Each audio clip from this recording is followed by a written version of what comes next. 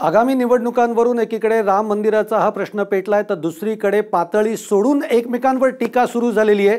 बसपाच्या अध्यक्षा मायावती यांच्यावर टीका करताना भाजपचे आमदार साधना सिंग यांची जीभ घसरलेली आहे।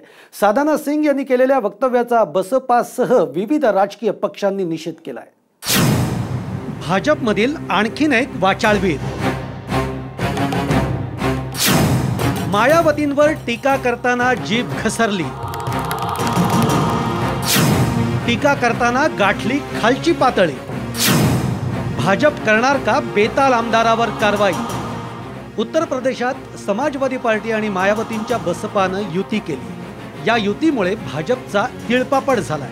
त्यामुळे भाजपकडून जोरदार टीका केली जाते। यूपीएतल्या मुगलसराय मतदारसंघातील भाजपचे आमदार असलेल्या साधना सिंह यांची मात्र मायावतींवर टीका करताना जीभ घसरली आहे।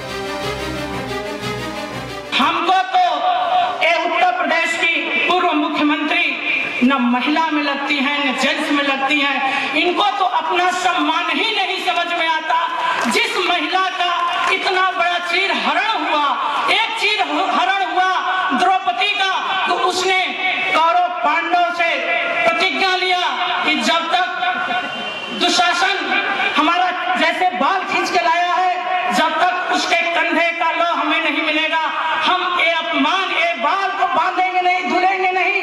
आज वो महिला एक स्वाभिमानी महिला थी, आज की महिला सब कुछ लुट गया।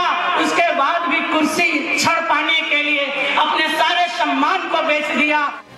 साधना सिंह यांनी मायावतींवर केलेल्या टीकेचा बसपासह विविध राजकीय पक्षांनी विरोध केलाय।